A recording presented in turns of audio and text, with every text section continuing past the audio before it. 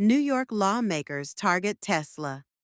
A Democratic legislator introduced a bill to stop Tesla from selling in person to consumers in the state. An upstate New York lawmaker who said she's disgusted with Elon Musk is targeting Tesla's operations. State Senator Pat Fahy, an Albany Democrat who's championed electric vehicles, introduced a bill Wednesday that would yank permits for Tesla's 5 in person sales locations in New York. Other electric vehicle makers would also be allowed to compete for the permits under the legislation.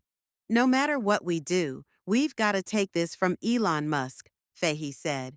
He's part of an effort to go backwards. Musk's close association with President Donald Trump as he spearheads an aggressive, fast-moving effort to shrink the federal workforce has become an issue for Tesla in Democratic states. Musk, the world's richest man, funded Trump's re-election campaign and was tasked by the president to lead the Department of Government Efficiency to slash government spending.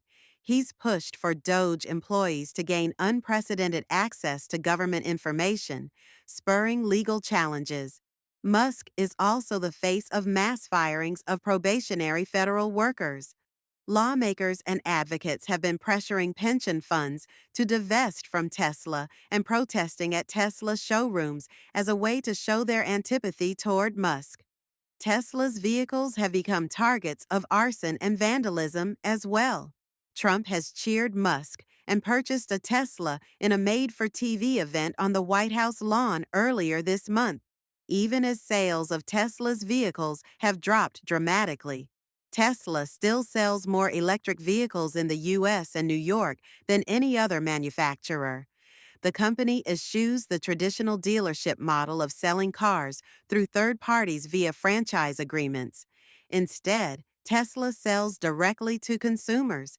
In many states, auto franchise laws limit this approach. In New York, Tesla was allowed to continue operating 5 locations to sell directly to consumers under a deal with brokers in 2014. The state's powerful auto dealers want to completely ban Tesla's model. The deal in New York also shut out new electric vehicle makers such as Rivian and Lucid, which prefer the direct sales model. Fahy, in previous years, championed legislation to fully lift restrictions on direct sales by EV makers. That would have benefited Tesla and other EV makers. Fahy said she wanted to see electric vehicle sales take off to cut emissions in New York and help achieve the state's climate goals. But associating with Musk through the Tesla brand has become politically toxic for Democratic lawmakers. The Musk factor played a role in declining support for a bill to allow direct sales in Connecticut. A measure to end Tesla's ability to sell to consumers was introduced in Washington state, along with one to allow other EV manufacturers to set up shop. But neither is expected to move forward this year. Fahy's proposal would still cap the number of direct sales locations for EV manufacturers at 5, but would prohibit Tesla from continuing to operate after July 2026. Assemblymember Bobby Carroll, a New York City Democrat, plans to propose ending direct sales altogether. He said he wants to close the Tesla loophole. "We should never have done this for Elon Musk in the first place," Carroll said. The Democratic lawmaker said he supports the franchise model because it prevents billionaires from gaining more wealth and power. "It allows for small business people to be actors in this market," Carroll said. "They're not perfect, but they are clearly significantly better than the alternative. If we allowed the expansion of direct sales, what would happen is 2 or 3 people would control so much."